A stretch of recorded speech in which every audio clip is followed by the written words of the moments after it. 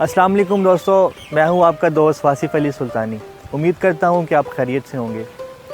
دوستو، آج ہم ارلی گریک فلسفی یا اینشینٹ گریک فلسفی کے ایک اہم حصے کو ڈسکس کرنے جا رہے ہیں۔ جس طرح ہم نے پہلے ملیگین سکول کے بارے میں ڈسکس کیا، جس میں ہم نے بڑے 3 فلسفر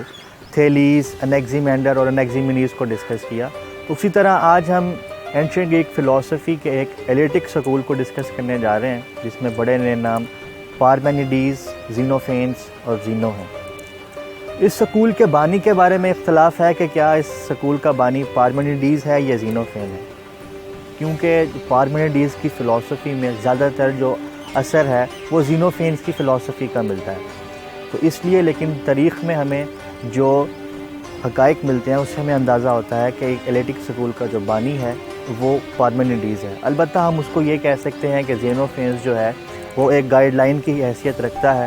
پارمینیڈیز کی زندگی میں، جس سے ہمیں یہ اندازہ ہوتا ہے کہ پارمینیڈیز نے اس سے اپنے کچھ نظریات اخذ کیے۔ اسی طرح اگر ہم بات کریں زینوفینس کی، جو کہ دوسرا بڑا فلسفر ہے ایلیٹک سکول کا، تو تاریخ میں ہمیں اس کی تاریخ پیدائش 570 BC سے ملتی ہے۔ اس کے بارے میں یہ کہا جاتا ہے کہ یہ ایونیا کے ایک شہر کولوفین میں پیدا ہوا، اور اس نے اپنی زندگی کا ایک طویل عرصہ جو ہے وہ شاعری اور گلوکاری کی حیثیت سے ہیلس کے میلوں اور تقریبوں میں شاعری اور گانا گاتے ہوئے بسر کیا۔ اس کے نظریات میں ہمیں 2 چیزیں ملتی ہیں۔ سب سے پہلی چیز یہ کہ جس طرح ہم نے پہلے ہومر اور ہیروڈوٹس کی بات کی کہ ان میں خداؤں کا تصور پایا جاتا تھا جو کہ خود سے بنائے جاتے ہیں، جسے اساطیری کہتے ہیں اردو میں، کہ وہ اس کے سخت خلاف تھا۔ اور دوسرا نظریہ یہ ہے کہ اس کا وہ یہ کہتا ہے کہ علم کے حصول کے لیے وہ تھوڑا سا متشکک، جسے اسکیپٹس کہتے ہیں، کہ وہ اسکیپٹک قسم کا انسان ہے، کیونکہ ہم نے پہلے گریک میتھولوجی کو ڈسکس کیا، جس میں ہم نے یہ بتایا گیا کہ قدیم یونانیوں کا یہ تصور تھا کہ وہ مختلف قسم کے دیوی اور دیوتاؤں یعنی کہ خدا اور خداؤں کے بارے میں یہ تصور رکھتے تھے،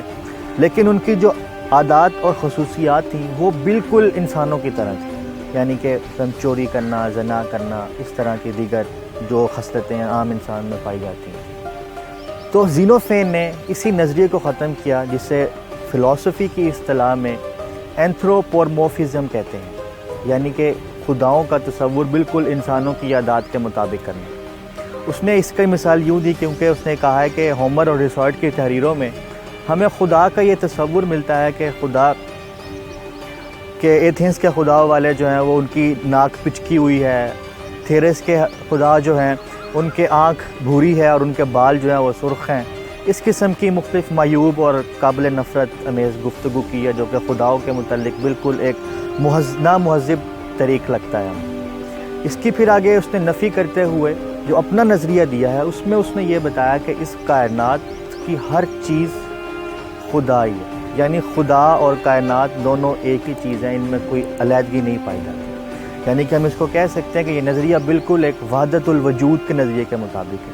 کیونکہ وحدت الوجود کا نظریہ بھی یہی ہے کہ خدا کائنات ہے یا کائنات خدا ہے، دونوں ایک ہی چیزیں، اس میں کوئی علیحدگی یا کوئی تبدیلی نہیں پائی جاتی۔ اسے اس انگلش میں پینتھیزم کہتے ہیں اور فارسی میں اس کو ہماوست کے نام سے بھی جانا جاتا ہے۔ تو دوستو، تب تک کے لیے اس ویڈیو میں کمنٹ کریں، اپنی قیمتی رائے دیں، تاکہ یہ سلسلہ ہمارے لیے ایک فائدہ مند ثابت ہو۔ اپنا خیال رکھیں، اللہ حافظ۔